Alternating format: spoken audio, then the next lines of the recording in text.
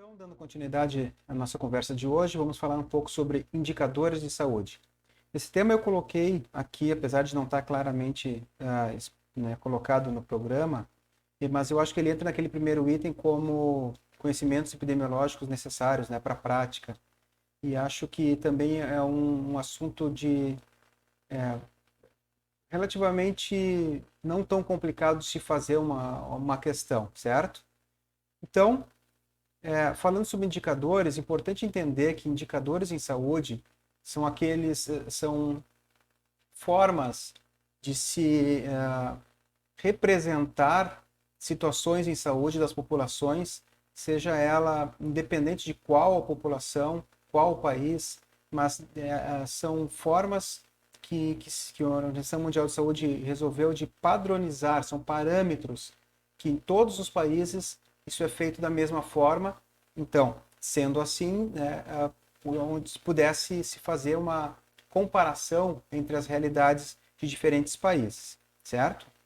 Bom, algumas classificações interessantes, importantes, Existem indicadores de saúde da população, a própria mortalidade, morbidade, quanto se morre, quanto se adoece. Isso é um indicativo, é um indicador de alguma coisa. Outros indicadores de meio ambiente, saneamento básico, qualidade do ar, qualidade da água, vigilâncias em saúde trabalham muito nessa questão. Outros indicadores dizem respeito, isso ficou muito claro agora em épocas de pandemia, dos indicadores de serviços de saúde, que tem a ver com insumos. E aí vai desde o número de respiradores, o número de leitos, o número de vagas necessárias, de relação de médicos por população. Isso é um indicador também de saúde que possa ser comparado entre várias regiões, locais, etc. Outros indicadores possíveis, outras formas de se colocar, por exemplo, indicadores de resultado. Então, tu pode ter desde a estrutura, processo e agora um resultado. O indicador de resultado basicamente é a incidência de sífilis congênita, por exemplo.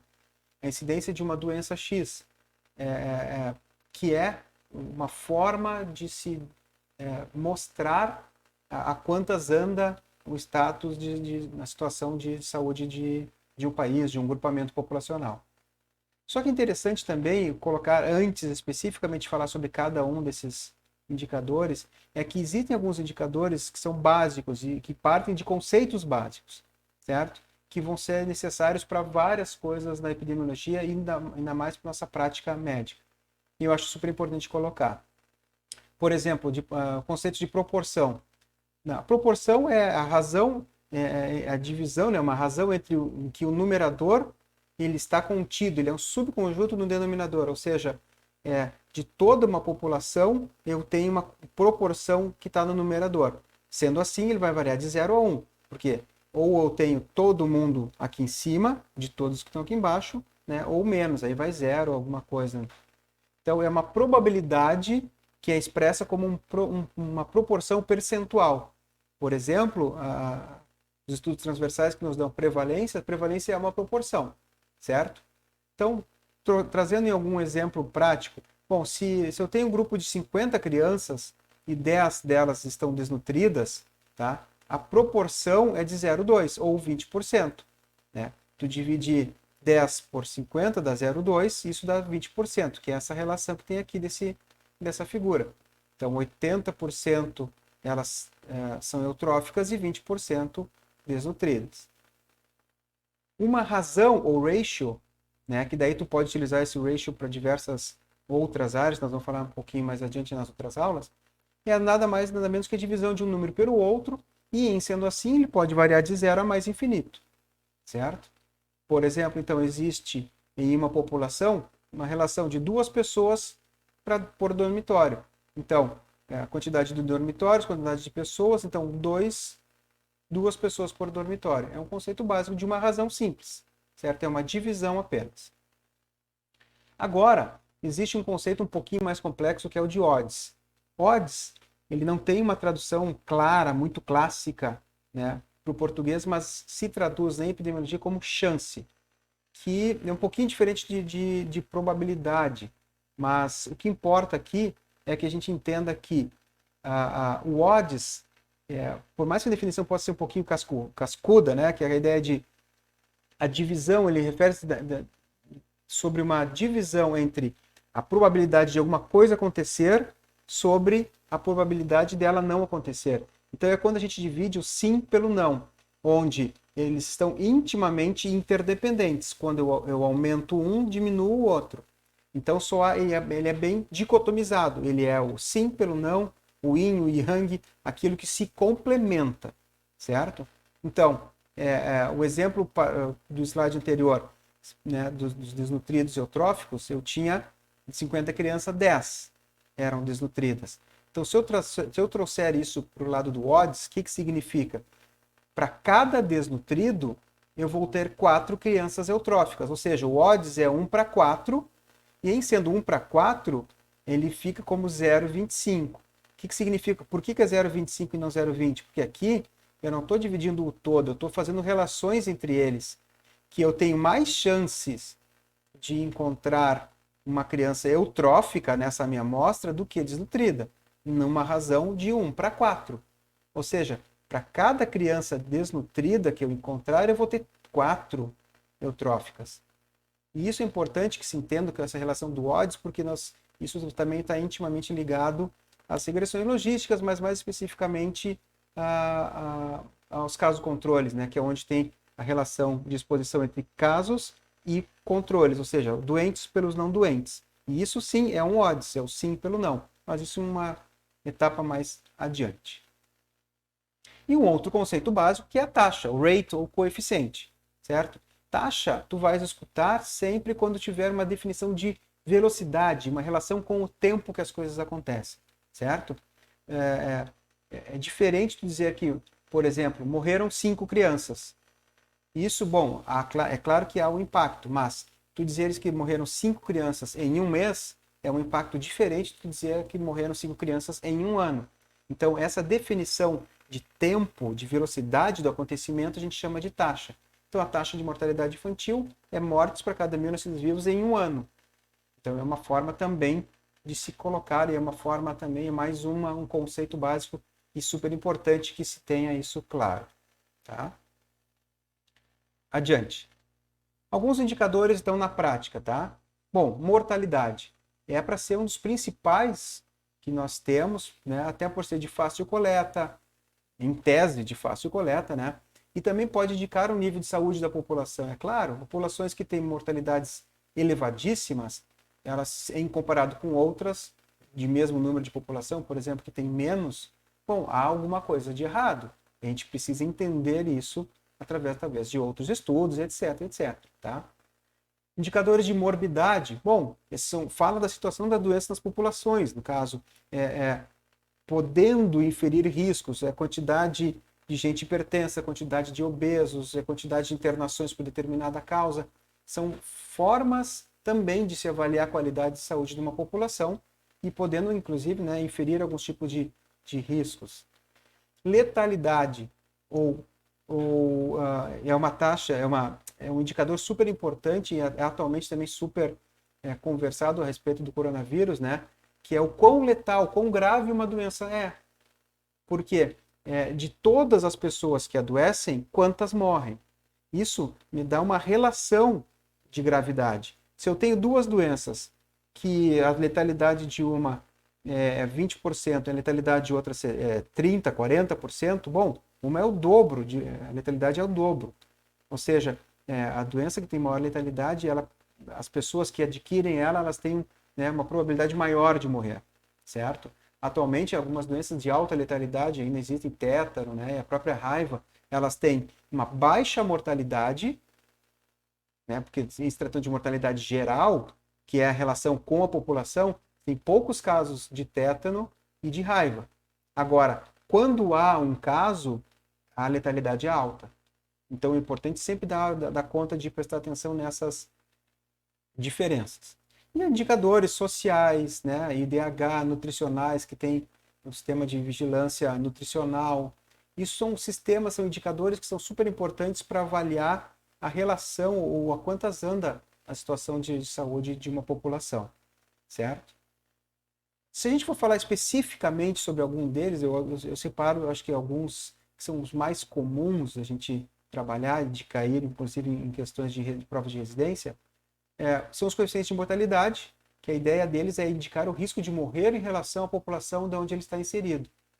Em geral, é de fácil coleta, porque isso é um evento que dificilmente passa, né, batido, e é um diagnóstico muito claro, né, e que estão disponíveis em dados de estatísticas vitais. Então, né, vai ter o sistema de informações sobre mortalidade, né, tudo isso vai estar meio que reunido de uma forma mais fácil de se resolver. Mas é claro que não são isentos de erros, é claro, porque muito tem a ver com o formato, inclusive cultural, né, das localidades. A gente sabe que durante muito tempo as regiões norte, né, e nordeste tinham essas dificuldades, porque culturalmente as pessoas morriam, isso era um ato natural, as pessoas enterravam e ponto. Né? Hoje se tentou melhorar bastante essa relação, né, para não se errar tanto, né, tendo aquelas questões de melhorar a declaração de óbito, de não poder enterrar se não tiver declaração de óbito, isso para poder melhorar a qualidade desses indicadores, tá? Então, pode ser tanto o má registro, quanto o não, simplesmente não registraram, né? E esses coeficientes de mortalidade, é importante que a gente comece falando de mortalidade geral. Geral é referida a toda a população, certo? Então, tu divide quantas pessoas morreram, ou seja, bota lá no numerador, tá? Quantas pessoas morreram na determinada área, num período, tá? E divide sobre toda a população daquela área no meio do período. Essa ideia de no meio do período significa mais só para ter algumas, não é feito de janeiro a dezembro, é só para ter uma avaliação de julho a julho, que é para poder ter uma noção de quanto isso pode ter algumas variações sazonais e que precisam ser captadas. Então, só por isso que é colocada como no meio do período. Mas não é meio período, né? É um intervalo na metade desse período todo. Então, é importante entender o seguinte: o coeficiente geral de mortalidade é todo mundo que morreu sobre toda a população daquela mesma região. Isso, em geral, multiplicados por 1000, porque a ideia de multiplicar por um número, a quantidade de zeros que vem aqui é a quantidade necessária para deixar um número um pouco mais redondo, porque é um pouco mais difícil a gente, né, entender e as pessoas compreenderem a ideia de que morreram 0,12 pessoas ou 1,5 pessoas, certo? É para ter um pouquinho mais de compreensão visual, inclusive, do indicador. Outros coeficientes extremamente importantes, coeficiente de mortalidade materna, isso é muito, cada vez mais tem sido falado, ele é um excelente indicador de saúde, porque morrer mães é um sinal de que a saúde não está bem, porque em geral, são coisas preveníveis tendo um sistema de saúde bem organizado, tá? Normalmente revelando iniquidade entre áreas ou regiões com diferentes graus de desenvolvimento. Questão super importante, não dá para esquecer, que também pode ser um momento de atrapalhar a gente na hora de uma prova, é que o denominador ali vai ter um número de nascidos vivos, só que é importante entender que o período para poder captar essa informação é de até 42 dias após o término. Então, a ideia, né, de calcular a mortalidade materna é o número de óbitos maternos na área, no período X, sobre todos os nascidos dessa área. Então, de todos os nascimentos, cujas mães morreram até 42 dias, isso tira o indicador do coeficiente de mortalidade materna, que é super importante. O coeficiente de mortalidade infantil também é outro forte indicador de saúde de uma população. Não se admite que morram crianças, porque é um período, de novo, assim, né, ainda mais depois de descobertas da importância do aleitamento materno, a proteção do aleitamento materno, depois das vacinas. Então, isso demonstra muito uma capacidade do sistema de saúde estar organizado, tá? Só que ela, por sua vez, ela pode ser subdividida para tentar entender algumas relações, tentar ser um pouco mais claro. Tá? Então, nós temos a mortalidade neonatal, né? E ela é chamada neonatal precoce por um livro chamado o livro do medronho, então tem algumas diferenças de colocações, vamos chamar assim, que é todas as mortes em crianças com menos de 28 dias. Tá? E dentre essa neonatal, existe a neonatal precoce, que aquelas na primeira semana, tem o tardio, que é, então, de uma semana até o final de 28 até 27 dias. Então, ou seja, a criança que nasce e morre em menos de uma semana, ela tem uma característica e uma gravidade e um interesse epidemiológico um pouco diferentes daquelas que morrem entre 7 e 27 dias, certo? As causas são diferentes. Isso é importante que se saiba, tá? Geralmente influenciados pelas condições de gestação e do parto. Então, lá a parte de o quanto essa mãe e essa criança foram atendidas, as condições de atendimento. O pós-neonatal, então, pós-neonatal, depois do período neonatal, ou seja, acima de 28 dias, igual ou maior que 28 dias. Tá? Esse é muito mais influenciado por fatores ambientais e sociais. Entende-se que uma criança que sai do hospital, sai viva, depois, né, de 27, 28, depois de 28 dias, ela tem uma condição muito melhor de sobrevida, só que essa sobrevida está mais relacionada, então, a fatores ambientais e sociais. Tá? Já o período perinatal, né, bom, é importante também revisar que existem alguns critérios super importantes, que são mortes cujos fetos têm mais de 500 gramas, ou no mínimo 22 semanas, tá? E até 7 dias de vida. Então, é um período que engloba uma relação de causas que precisam ser vistas, ou seja, as crianças que têm acima de 500 gramas, acima de 22 semanas e até 7 dias de vida, a gente traduz isso na mortalidade perinatal, que reflete condições então, de saúde reprodutiva e qualidade da assistência do pré-natal, parto e cuidados com o neonato. E coeficiente de letalidade eu mais ou menos já havia colocado para vocês também da importância. Bom, só para deixar um pouquinho mais completa essa informação, né, do coeficiente de mortalidade infantil, tá? Aqui é importante dizer que, claro, o período pós-neonatal, acima de 28 dias, é super importante colocar que aqui que a mortalidade infantil final é toda a morte de qualquer nascido vivo até 1 ano, que é o geral. Então, crianças que morrem até 1 ano, sobre todos os nascidos vivos naquele ano, é o coeficiente de mortalidade infantil geral, que é subdividido entre neonatal e pós-neonatal. Agora, existem alguns indicadores que têm se discutido muito se são válidos ou não, se vale a pena utilizar ou não, que tem certas fragilidades, mas que ainda são discutidos e tem sua indicação, certo? Que o indicador que é o Swarup e o Uemura, que trabalha a ideia da mortalidade proporcional com 50 anos ou mais. Fala da proporção de óbitos em pessoas a 50 anos em relação ao total de óbitos.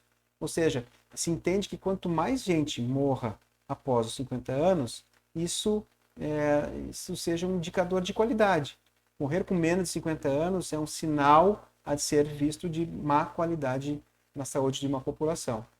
Também existe a ideia da curva de Nelson Moraes, que ele criou uma ideia de dividir a mortalidade por faixas etárias, que tem a ver com períodos específicos, ciclos de vida, inclusive.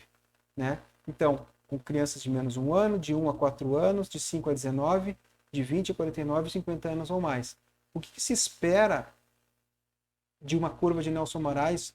Então, que a gente tenha uma curva como se fosse um J, né? Porque tu imagina que se tenha menos, ou na verdade menos mortes mais precoces e que esse gráfico fosse mais em direção a pessoas com mais idade morrer, certo? Então, os locais que tem Jotas invertido, curvas em U, do Nelson Moraes, são indicadores de uma certa gravidade, uma certa que a população, que o sistema de saúde não está muito bem organizado.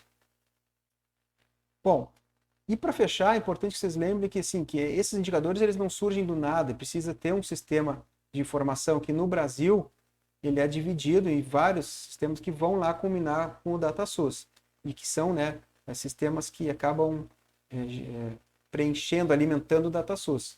Então, um deles é o SIM, que é o Sistema de Informação sobre Mortalidade, sistemas de informação hospitalares, o SINAM, que é Sistema de Informação de Agravos de Notificação, que é super importante, que é no SINAM que são colocadas as doenças de notificação compulsória, que se fazem obrigatórias suas colocações, né, onde a gente vai é importante para o médico, para a equipe de saúde, para o enfermeiro, que se coloque, que se notifiquem determinadas doenças para poder que se tenha, porque são doenças extremamente importantes para a saúde da população. A Pesquisa Nacional por Amostra de Domicílio são pesquisas menores, como o nome diz, né, feito por amostras de domicílio, onde se fazem várias perguntas sobre a utilização de serviços de saúde, etc. Tá?